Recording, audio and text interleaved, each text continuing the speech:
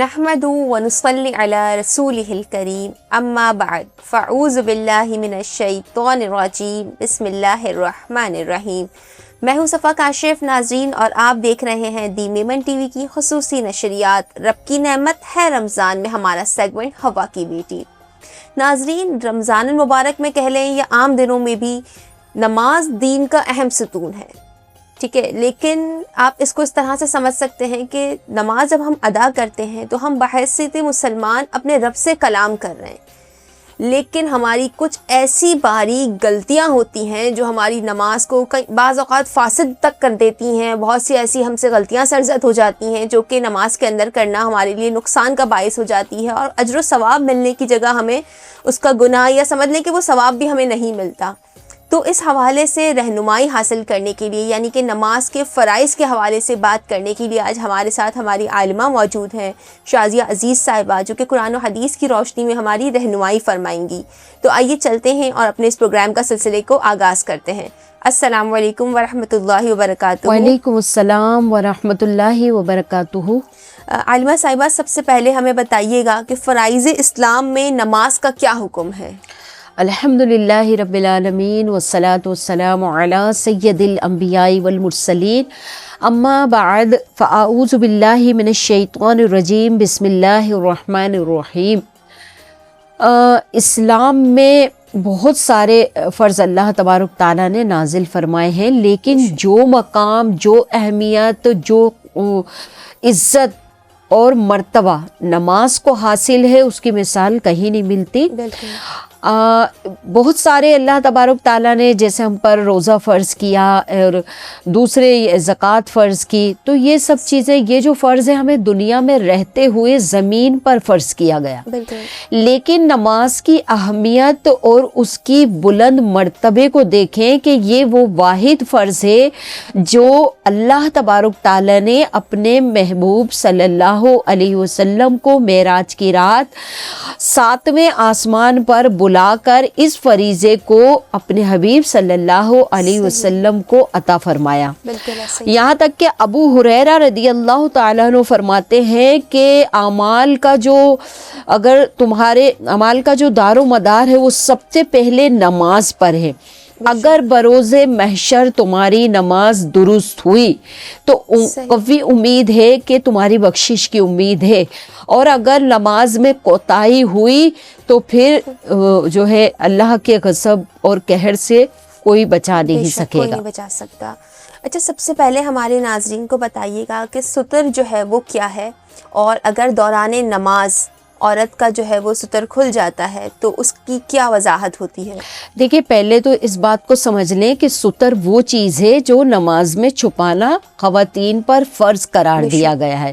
جیسے اب میرے جو یہ ہاتھ ہے، اگر دوران نماز یہ اتنا کھل جاتا ہے اور اس کی یہ کلائی کی جو میری یہ ٹکلی ہے یہ نظر آ رہی ہے تو میری نماز فاسد ہو جائے گی، نہیں ہوگی۔ تو مجھے یہ اتنا، اس کو ہاتھ کو چھپانا، کور کر کے رکھنا ہے، کور کر کے فرض ہے۔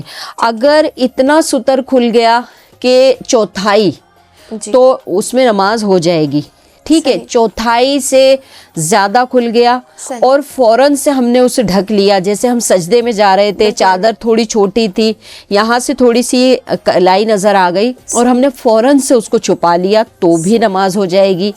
ہاں، اگر ہمارا وہ حصہ جس میں جیسے منہ کی ٹکلی ہے، یہاں تک، یہاں سے سرک گئی، یا یہاں سے تھوڑی چادر سرک گئی، یا یہاں سے سرک گئی، یا میرے جو گٹے کے نیچے کے، ہمیں شلوار بھی اتنی نیچی پہننی ہے کہ میرے گٹے نظر نہ آئیں، اس کا بھی چھپانا ہم پر نماز میں فرض ہے۔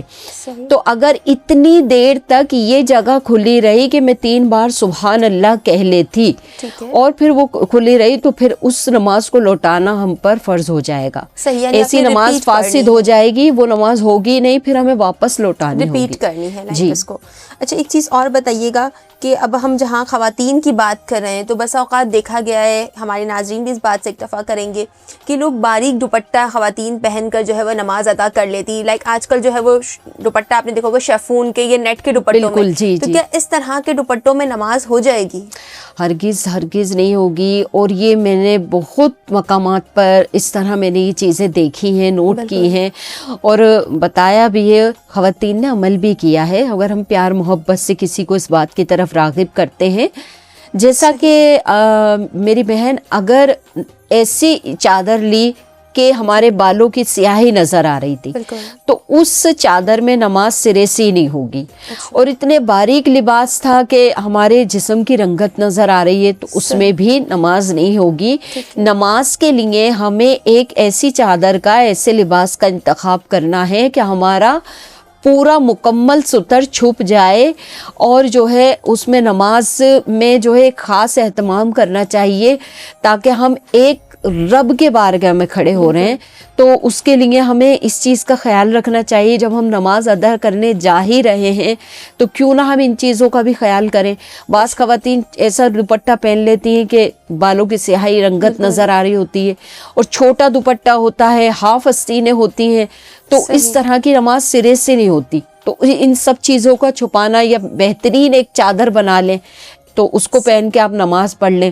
اگر عورت کے لیے باریک لباس تو ویسے ہی حرام ہے, بالکل ایسا. تو پھر یہ ہے کہ ایک خاص لباس نماز کے لیے منتخب کریں اور اس کو پہن کے نماز ادا کریں. کوئی عام عبادت نہیں ہے, بارگاہ خدا بندی میں ہم کھڑے ہو رہے ہیں تو اس کا خاص اہتمام کرنا چاہیے.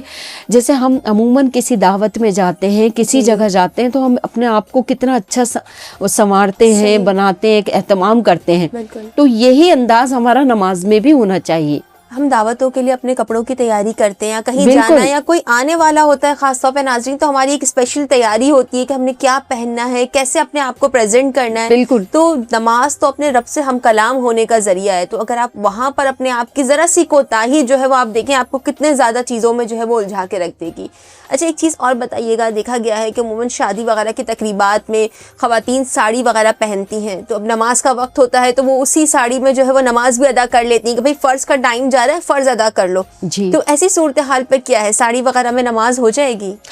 دیکھیں ماشاءاللہ میں نے بہت ساری خواتین کو ایسے بھی دیکھا ہے کہ وہ جو ہے اپنی نماز کی بہت زیادہ حفاظت کرتی ہیں. بعض خواتین کو تو یہاں تک دیکھا گیا کہ اپنی جائے نماز اور تسبیح ساتھ رکھتی ہیں. بہت ساری پڑھی لکھی خواتین کو بھی میں نے دیکھا ہے کہ شادی ہال میں وہ اس چیز کا انتظام کرتی ہیں, اہتمام کرتی ہیں کہ نماز کسی صورت بھی قضا نہ ہو. اور پھر جب ایسا ہوتا ہے عموماً تھک کر جب گھر جاتے ہیں تو پھر شیطان سستی دلا دیتا ہے, تو اولین وقت میں نماز کا ادا کرنا بہت ہی مقبولیت کا درجہ رکھتا ہے. آپ نے فرمایا کہ ساڑی میں عموماً خواتین کا پیٹ نظر آ رہا ہوتا ہے جو کہ ستر عورت میں شامل ہے, اس کا چھپانا فرض ہے. اگر یہ کہ آپ ایسی چادر کا انتخاب کریں کہ آپ مکمل سر سے لے کر پیر تک آپ کا کوئی بھی حصہ نظر نہ آئے, تو پھر ساڑی میں اگر آپ ایسی چادر کا انتخاب کر لیں گی کہ آپ کا پورا جسم چھپ جاتا ہے تو اس صورت میں ہو جائے گی. لیکن یہ ہے کہ ساڑی میں نماز نہ پڑھی جائے, یہ زیادہ بہتر ہے. ٹھیک ہے. اچھا ہمارے ناظرین کے لیے جہاں ہم خواتین کی بات کر رہے ہیں تو ایک اور سوال آپ سے خواتین کے حوالے سے کرنا چاہوں گی کہ اگر نماز کے دوران خواتین کو حیض وغیرہ کی حالت جو ہے وہ حیض اسٹارٹ ہو جاتا ہے تو پھر وہ اس صورتحال پہ کیا کریں گی؟ وہ نماز اپنی کنٹینیو کریں گی یا پھر جو ہے وہ اس لمحے پہ وہ نماز ان کی وہیں پہ رک جائے گی؟ دیکھیں دوران نماز اگر پیریڈز یا حیض شروع ہو جاتا ہے, باری کے دن شروع ہو جاتے ہیں, تو اس صورت میں وہ نماز وہیں ختم کر دیں, وہ نماز سرے سے ہی نہیں ہوگی. صحیح. ناظرین کرام اسی کے ساتھ وقت آ گیا ہے ایک مختصر سی بریک کا, لیکن آپ لوگوں نے کہیں نہیں جانا کیونکہ بریک کے بعد نماز کے حوالے سے ایسے بہت سے سوالات ہیں جن کے جوابات ہم حاصل کریں گے. تو دیکھتے رہیے دی میمن ٹی وی.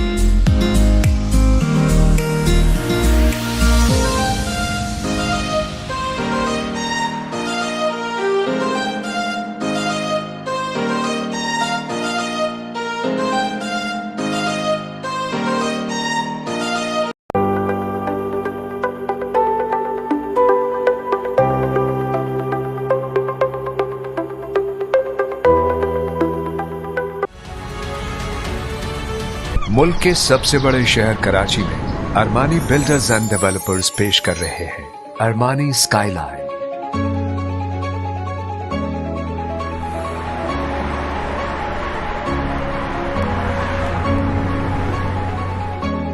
एक आर्किटेक्चरल वंडर, आर्ट और आर्किटेक्चर का दिलकश मिलाप। 3, 4 और 5 रूम्स के लग्जूरियस अपार्टमेंट्स जिनका वेस्टर्न डिजाइन मशरकी हॉस्पिटैलिटी का रंग लिए है। परफेक्टली लोकेटेड ऑपोजिट अल अज़हर गार्डन्स, M9 मोटरवे और मेमन मेडिकल इंस्टीट्यूट हॉस्पिटल के नजदीक। For booking and details please contact Haider Ali and company 021 111 425 426।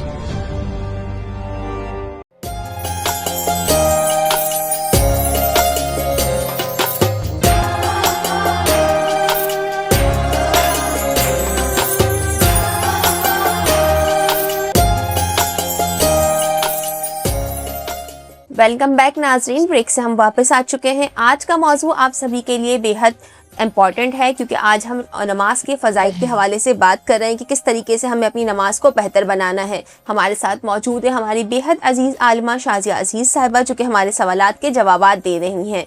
अच्छा शाज़िया साहिबा, हमारे नाज़रीन के लिए बताइएगा, जहाँ हम ख़वातीन का जिक्र कर रहे हैं तो औरत क़याम में जो है वो हाथ कहाँ बांधेगी? बहुत ही अहम सवाल है आपका। उलमा कराम फरमाते हैं, इसमें 2 कौल हैं। उलमा कराम फरमाते हैं कि क़याम में औरत अपने हाथ सीने पर बांधे। दूसरा कौल ये है कि तिरमिज़ी शरीफ की हदीस में आता है कि औरत तमाम की तमाम काबिल सित्रो हिजाब है।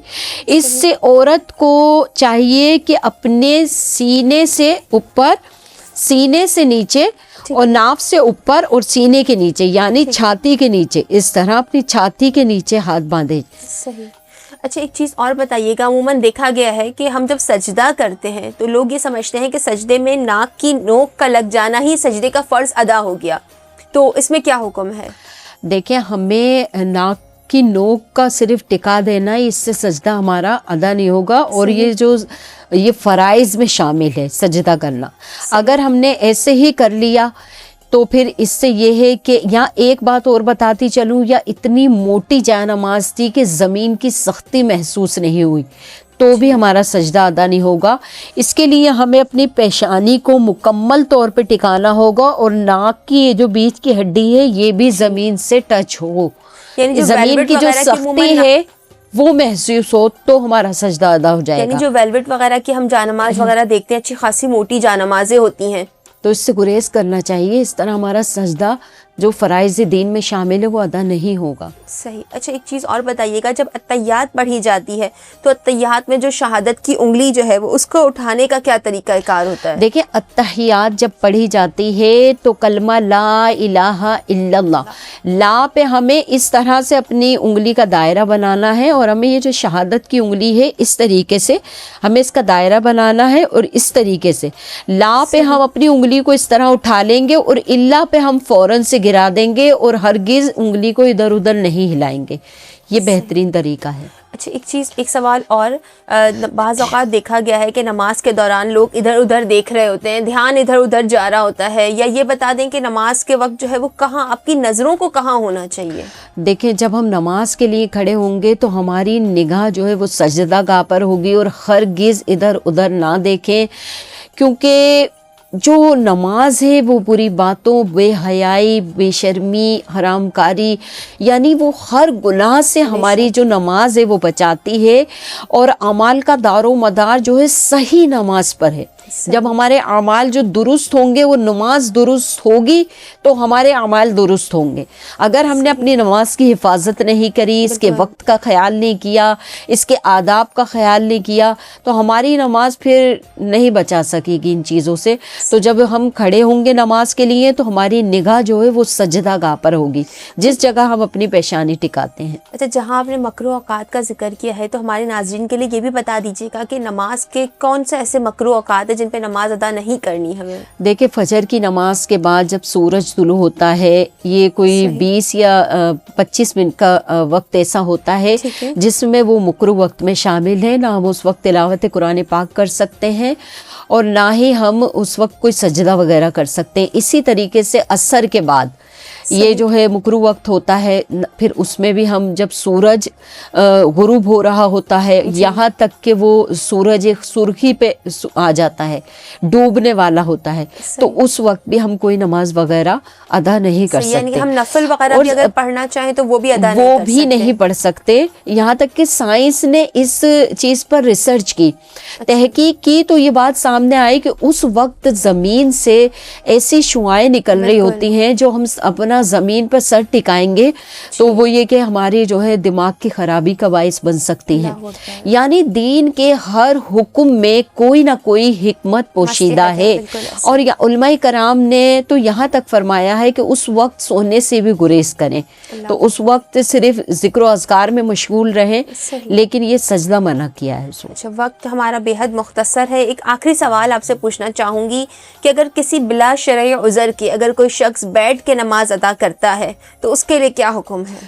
بلا شرعی عذر کے اگر بیٹھ کے نماز پڑھ لی, یعنی بعض خواتین میں یہ عادت ہوتی ہے کہ وہ جب بازاروں میں جاتے ہیں تو ایک آدھا گھنٹہ واک کر لیتی ہیں اور کھڑے ہو کے سامان بھی خرید لیتی ہیں, سامان اٹھا کر اپنے گھر بھی آ جاتی ہیں, اور کھڑے ہو کر کھانا بھی ایک آدھا گھنٹہ بنا لیتی ہیں. لیکن جہاں نماز کی بات آتی ہے تو شیطان اپنے پورے زور و شور سے آ کے سامنے کھڑا ہو جاتا ہے, پھر دماغ میں یہ بات ڈالتا ہے کہ ابھی تو تھکن بہت ہے, پیروں میں درد ہو رہا ہے, اور جب ہم سوچتے ہیں کہ ہمیں درد ہو رہا ہے تو اس وقت ہو بھی رہا ہوتا ہے, کیونکہ ہمارے جو مائنڈ پاور ہے, جو ہم سوچتے ہیں تو وہ چیزیں ہوتی ہیں ہمارے ساتھ.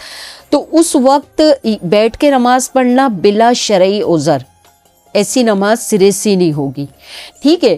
اور یعنی کہ اگر ہم نماز کے لیے اتنا ہے کہ کوئی ایسا مریض ہے کہ وہ کھڑے ہو کے نماز پڑھ ہی نہیں سکتا, لیکن اس کے بارے میں بھی یہ حکم ہے کہ وہ سہارا لے کر قیام میں تو کھڑا ہو کم از کم, پھر وہ کرسی وغیرہ پہ بیٹھ کے پڑھ سکتا ہے.